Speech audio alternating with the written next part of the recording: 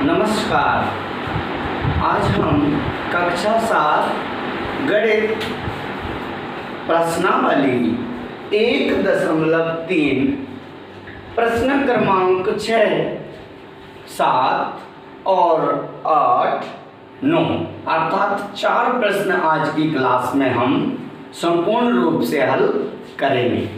ये क्वेश्चन जो है अच्छे से आप देखिएगा, चूंकि थ्योरिकल है, इनको अभारती सवाल बोलते हैं। वह हैं इससे पूर्व के जो सवाल हैं हमने पूर्व की कक्षाओं में ऑनलाइन में आपको बता दिया गया है। हमारे पूर्व की कक्षाओं का अध्ययन करके आप इससे पूर्व की गणित की जानकारी प्राप्त कर सकते हैं।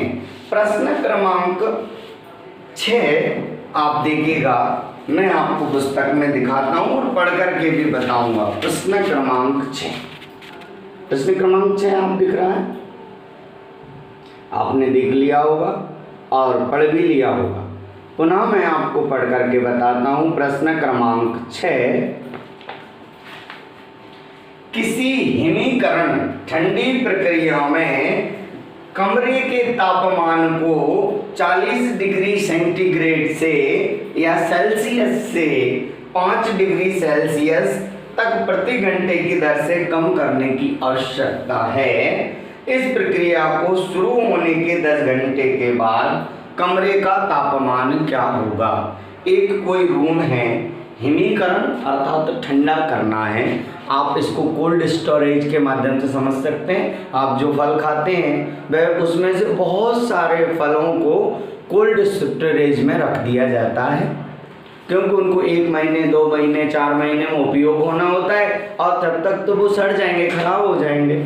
इसलिए उनको क्या करना पड़ता है, हिमीकरण ठंडा रूम में, एक ठंडे रूम में रखा जाता है और इससे आप बहुत महीनों बाद उन फलों को खा सकते हैं। इस प्रकार के ये क्वेश्चन हमारे सामने है। अब ये कह रहे हैं कि कोई रूम है और कोई रूम का तापमान 40 डिग्री सेल्सियस है। सबसे पहले कितना है, 40 डिग्री सेल्सियस, और 1 घंटे में कितना कम हो जाता है, 1 घंटे में कम हो जाता है 5 डिग्री सेल्सियस माइनस हो जाता है। ठीक है, तो इस प्रकार से इतने कितने 10 घंटे बाद कितना टेम्परेचर होगा, हर घंटे जब -5 कम होता जा रहा है तब। ठीक है, आइए मैं आपको इस क्वेश्चन को बहुत अच्छे तरीके से समझाता हूँ। तो पहले लिखा है, सबसे पहले हमने क्या लिखा कि कमरे का प्रारंभिक तापमान, इसको हल कर रहे हैं। हमने लिखा कमरे का प्रारंभ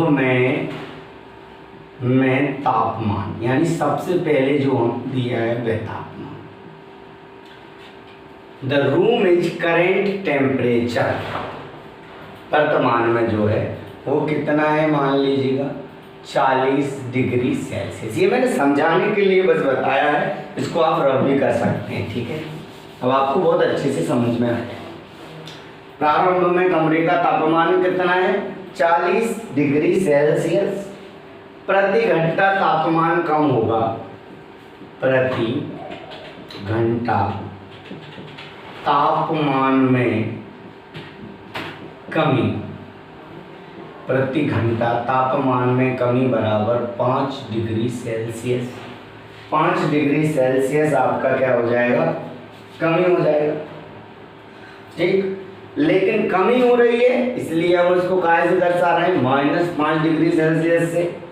ठीक है, अब हम कह रहे हैं 10 घंटे के बाद तापमान कम हुआ, यहाँ लिखेंगे 10 घंटों में तापमान में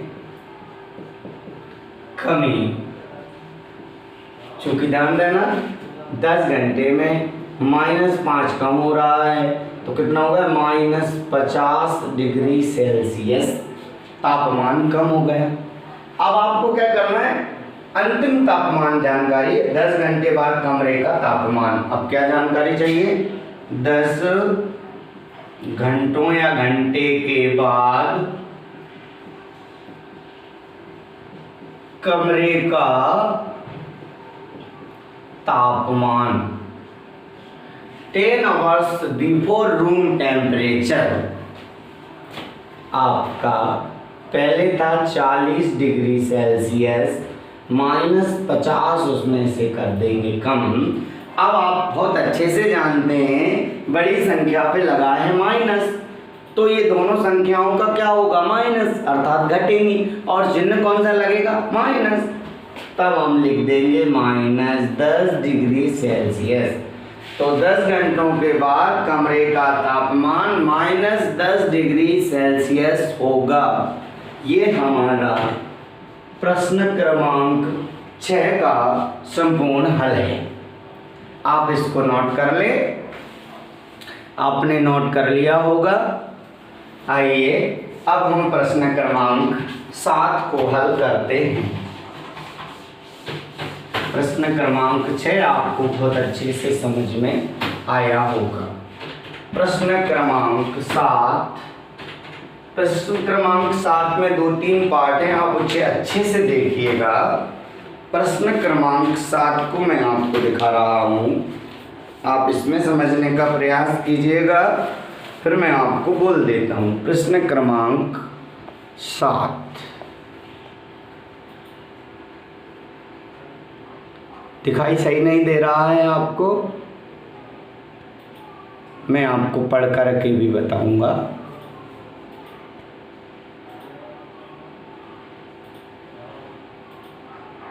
प्रश्न क्रमांक 7, चलिएगा। प्रश्न क्रमांक 7 का क्वेश्चन मैं यदि आपको सही से नहीं दिखा हो इसमें, तो मैं आपको पढ़ के बताता हूँ। 10 प्रश्नों वाले कक्षा टेस्ट में प्रत्येक सही उत्तर के लिए 5 अंक दिए जाते हैं और प्रत्येक गलत उत्तर के लिए -2 अंक दिए जाते हैं एवं प्रश्न नहीं किए गए प्रश्नों के लिए 0 दिया जाता है। कोई 10 प्रश्नों का एक क्लास का टेस्ट होता है। जो बच्चा उसका सही आंसर देता है उसको कितने नंबर मिलते हैं? उसको नंबर मिलते हैं 5। और जो बच्चा गलत आंसर देता है उसमें से नंबर -2 कट जाते हैं, -2 नंबर कट जाते हैं। और यदि कोई उत्तर ही नहीं लिखता, कुछ ही नहीं करता, तो उसको 0 मिलता है। ठीक है, ये प्रश्न है। अब इसमें लिखा है प्रश्न क्रमांक 7 में ये दिया है। अब इसका नंबर 1 पार्ट है, नंबर 1 पार्ट है। वह कह रहे मोहन 4 प्रश्नों का सही और 6 प्रश्नों का गलत उत्तर देता है, उसके द्वारा प्राप्त अंक कितने हैं? मोहन 4 प्रश्नों का सही उत्तर देता है और 6 प्रश्नों का गलत उत्तर देता है, तो उसके कितने अंक हुए? ठीक है, सबसे पहले हम लिखते हैं उसमें, सबसे पहले हम लिखेंगे, इसका हल करेंगे। हम लिखते हैं सही उत्तर देने के अंक। सही उत्तर दे रहे हैं तो अंक कितने मिल रहे हैं? 5। यहाँ लिखेंगे गलत उत्तर देने के अंक, यानी -2 कट रहे हैं उसमें से, तो -2 अंक हो गए। ठीक है, अब क्या किया है? अब सही उत्तर के लिए आपका हो गया 5, गलत उत्तर के लिए आपका हो गया -2। अब मोहन ने 4 प्रश्न सही किए, तो यहाँ लिखेंगे मोहन के 4 प्रश्न सही के अंक। मोहन ने 4 प्रश्न सही कर दिए, 4 प्रश्न सही के अंक हो गए 4 × 5 = 20।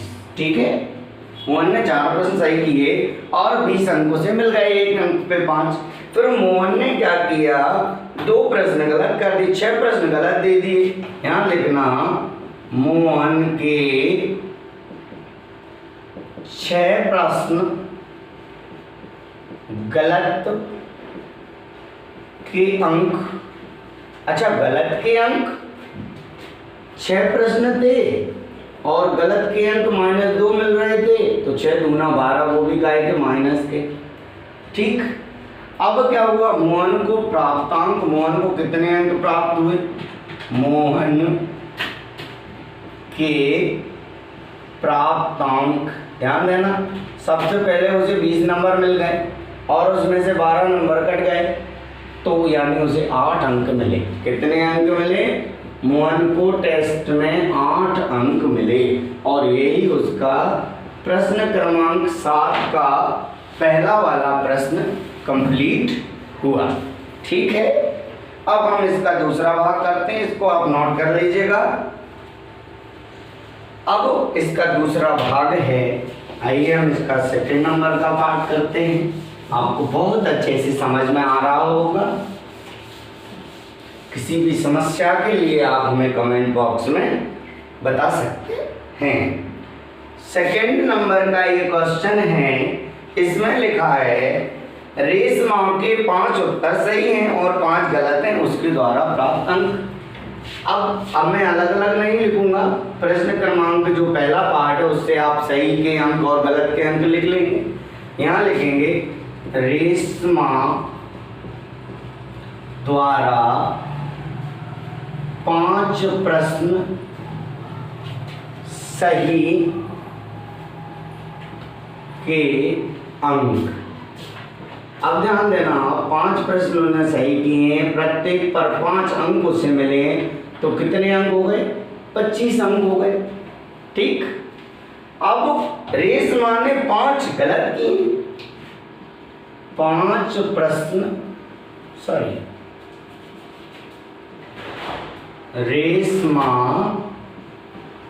द्वारा 5 प्रश्न गलत के अंक, उसने 5 प्रश्न क्या किए हैं, गलत किए, गलत के अंक 5 प्रश्न थे, एक गलत पर 2 मिल रहे थे, तो 5 दूनी 10, माइनस के 10 अंक हो गए। कितने हो गए, माइनस के 10 हो गए। अब रेशमा के प्राप्त अंक, रेशमा के प्राप्तांक यानी कितने नंबर मिले, पहले उसको 25 नंबर मिले थे, उसमें से 10 उसके कम हो गए थे, तो कितना कम हो गया, 15 अंक बचे। उसके कितने अंक हो गए, 15 अंक हो गए। इस प्रकार प्रश्न क्रमांक 7 का दूसरा भाग भी कंप्लीट हुआ। ये आप नोट कर ले। अब हम प्रश्न क्रमांक 7 का तीसरा भाग हल कर रहे हैं। तीसरा भाग हम हल करेंगे। तीसरा भाग है हिना ने कुल 7 प्रश्न हल किए, उनमें से 2 का उत्तर सही है और 5 का उत्तर गलत है, तो उसने कितने अंक प्राप्त किए। अब ध्यान देना, यहाँ हल लिखते हैं, हिना या हीना द्वारा कुल प्रश्न हल किए बराबर 7, है ना। सही प्रश्न के अंक बराबर, ध्यान देना, उसने सही अंक कितने किए, मात्र 2 सही किए, 2 का उत्तर सही दिया। सही प्रश्न के अंक 2 और 1 पर 5 सही मिल रहे थे, तो अंक कितने आ गए, 10। सही प्रश्न के अंक हो गए उसके 10 अंक, यानी 2 1 पर मिले, 2 अंक, 2 प्रश्न सही किए थे, 5 अंक 1 पर मिले थे, तो 5 दूना 10 हो गए। अब यहाँ लिखते हैं हम गलत प्रश्न के अंक। अब उसने चूंकि 7 प्रश्न थे, 2 सही किए, शेष कैसे किए, गलत, तो 5 प्रश्न किए और -2 उसमें कट गए, तो -10 अंक हो गए। उसके कितने अंक हो गए, -10 अंक। अब हिना को प्राप्तांक कितने होंगे, हिनाको प्राप्तांक बराबर, सबसे पहले 10 में ले दे और 10 कट गए तो बराबर 0, अर्थात हिनाको कितने अंक मिले, हिनाको 0 अंक मिले।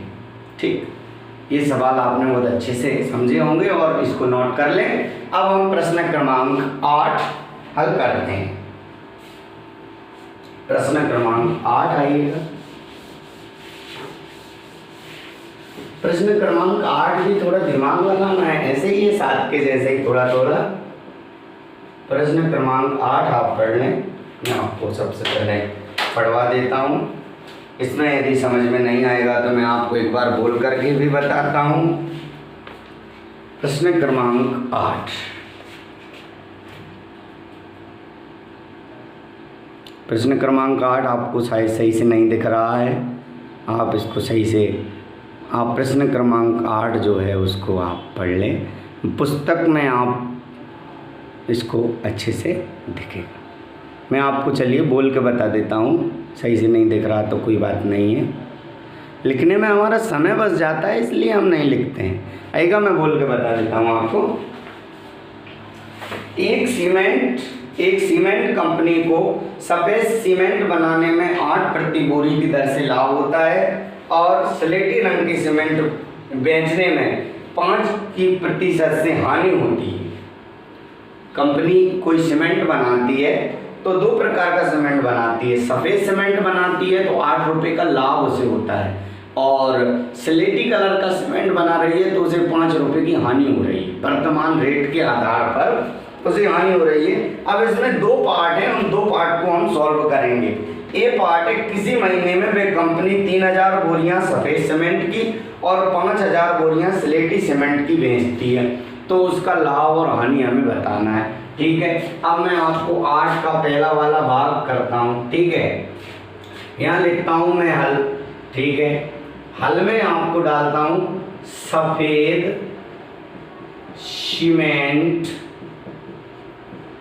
की बोरी पर लाभ कितना हो रहा है, रेट डालेंगे 8 रुपया।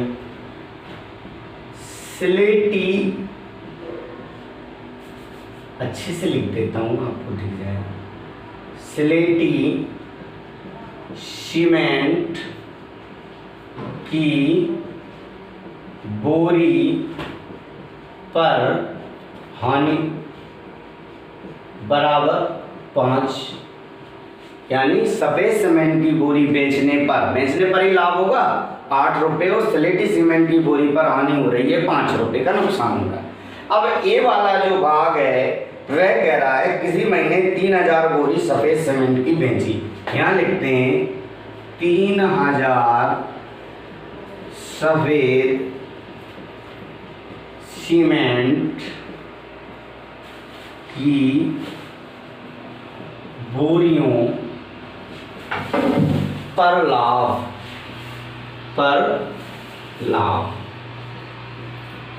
3000 बोरी बेच रहे हैं, 8 रुपये एक पर लाभ हो रहा है। यहाँ मैं इसको लिख देता हूँ। अब इस प्रकार के क्वेश्चन आप डायरेक्ट कर सकते हैं। 3 जीरो का 3 जीरो लिख दिया, 8 दिया 24, यानी 24,000 रुपये का लाभ हो गया सफ़ेद सीमेंट बेचने पर। अब हमने ये कह रहे हैं आगे कि और 5000 बोरी स्लेटी सीमेंट की बेचता है। 5000, यहाँ बोरी लिख लो, कंफ्यूजन नहीं होगा। 5000 बोरी स्लेटी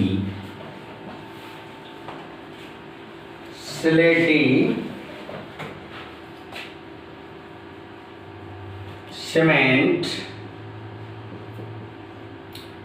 पर हानि, या जितने में बेचा हानि 5000 बोरी है, एक पर कितना 5 का हानि हो रहा था, वही 3 जीरो का 3 जीरो लिख लो पहले, और 25, यानी 25,000 रुपये की हानि हो गई।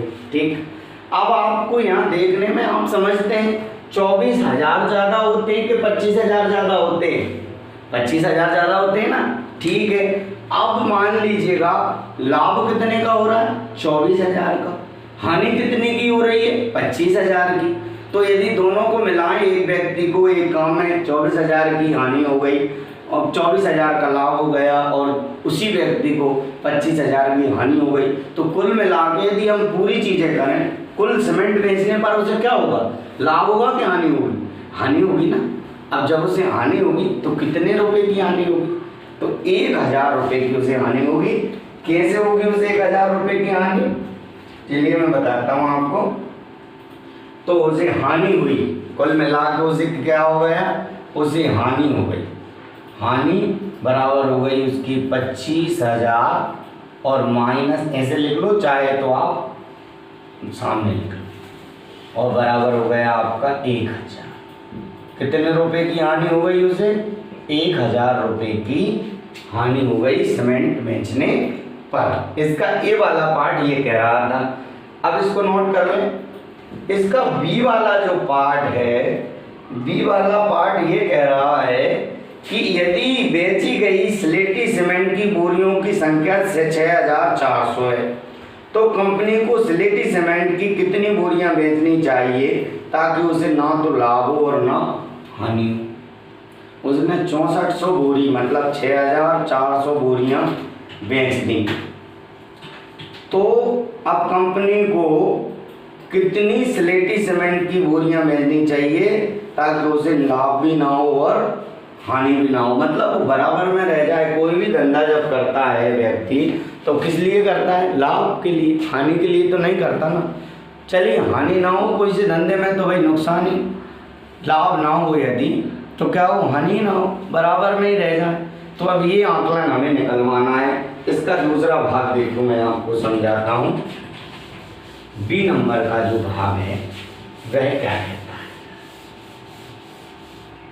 इसका बी पार्ट है वो कहता है, बी पार्ट 6,400 स्लेटी सीमेंट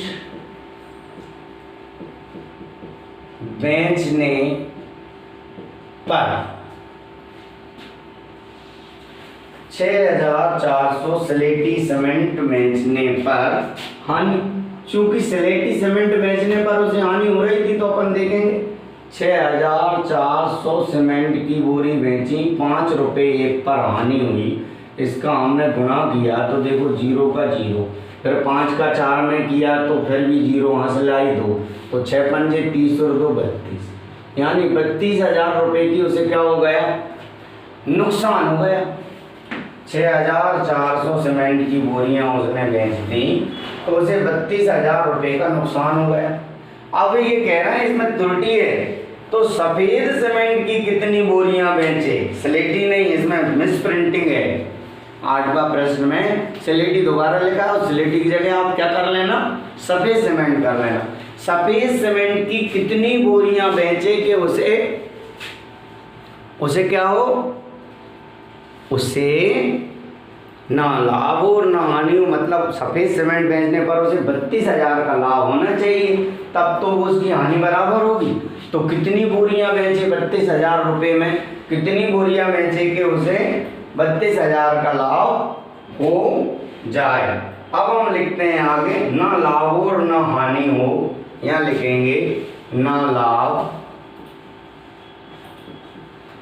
ना हानि, ना लाभ ना हानि। तो सफेद सीमेंट पर इतना लाभ होना चाहिए, 32,000 रुपये का लाभ होना चाहिए।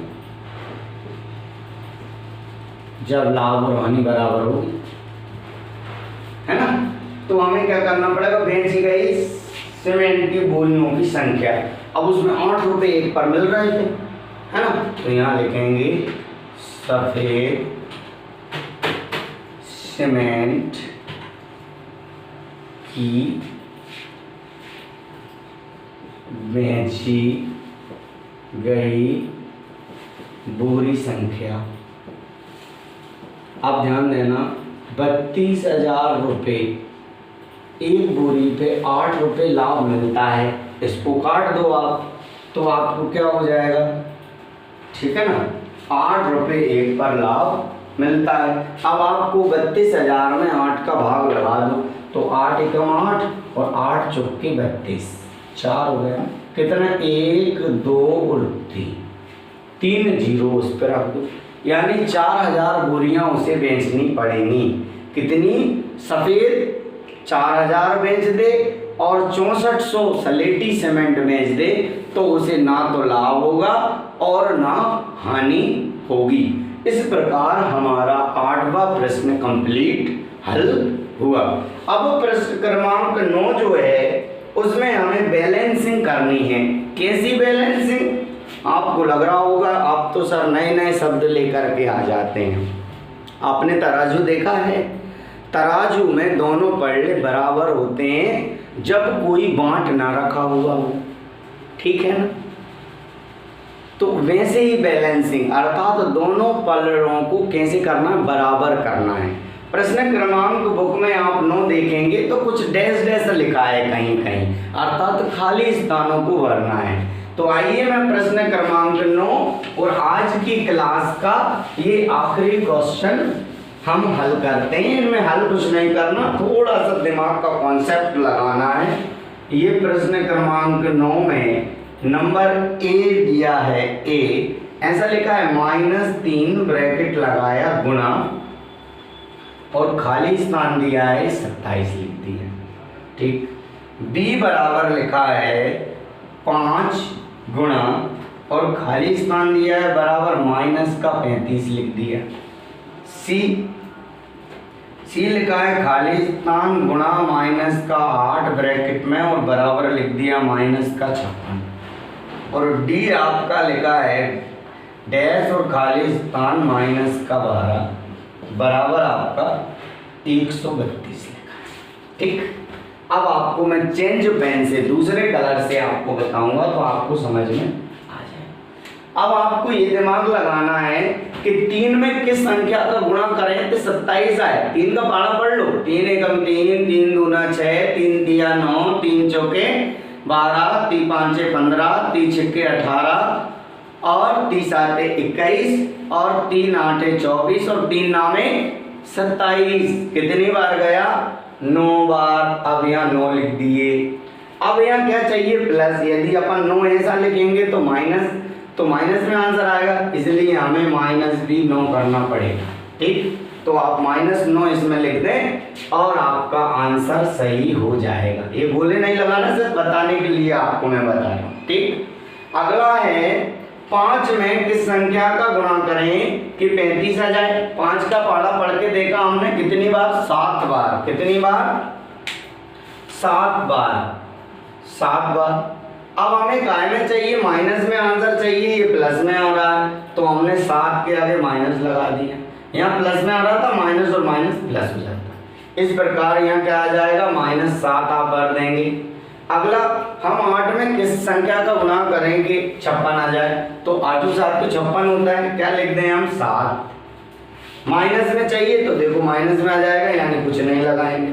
अब हमें ये कह रहे हैं कि -12 में किस संख्या का गुणा कर दें कि 132 आ जाए, तो हम गुणा कर करके देखेंगे 1 का 2 का 3 का 4 का, और इस प्रकार से हम 11 नंबर पर जब पहुंचेंगे तो 11 से हमें गुणा करने पर 132 प्राप्त होगा। हमें प्लस का चाहिए इसलिए हम माइनस का लिख देंगे 11, और इस प्रकार हमारा प्रश्न क्रमांक 9 और प्रश्नावली 1.3 संपूर्ण हल हुआ। बहुत बहुत धन्यवाद।